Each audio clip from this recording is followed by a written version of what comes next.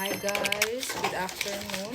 So, gawa ulit tayo ng chocolate muffin para ibaon namin bukas papunta ng church.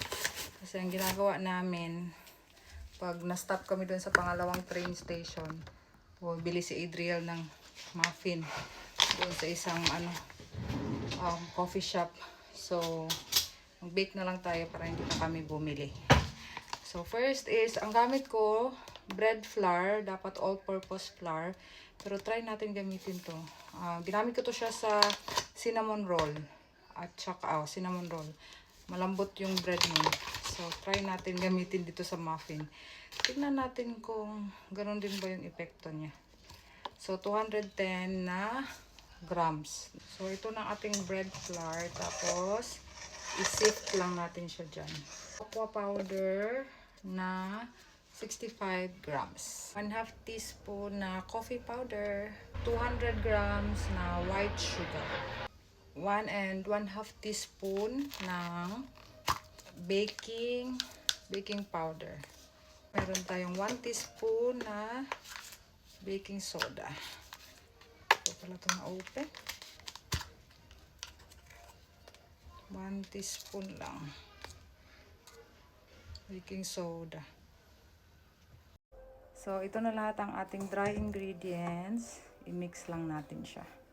Salt pa pala yung ating dry ingredients. Sabi, 3/4 teaspoon daw. So, okay na siguro ito.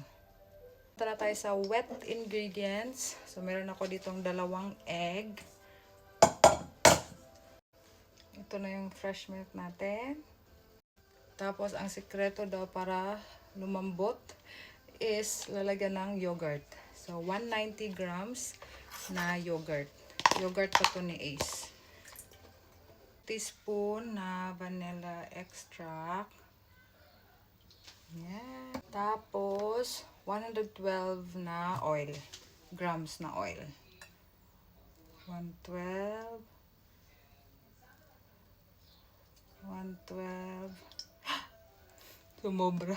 I-mix lang natin yung mga wet ingredients. Then after that, ilagay na natin siya dun sa dry ingredients.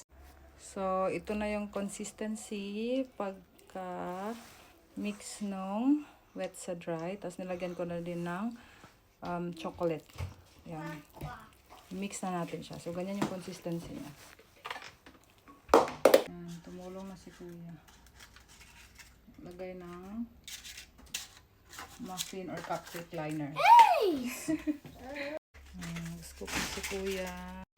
So, ito yung nagagawa ng measurement na yun. So, yan lang yung cupcake namin. Yan naman sa sobra. Lagay ko dito. Mag-bake na tayo. Mag-preheat na tayo ng oven. Ito na siya guys. After 12 minutes. Yan. Chocolate. Ganda ng pagkara dito.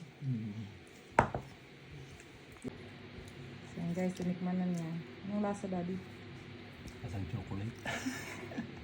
Masarap naman. Hindi masyadong matamis. Baon na kami bukas. Kasi lang dumikit. Kaya nga, dumidikit.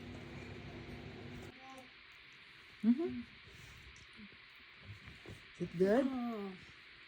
Yay! Thank you, Lord. Good.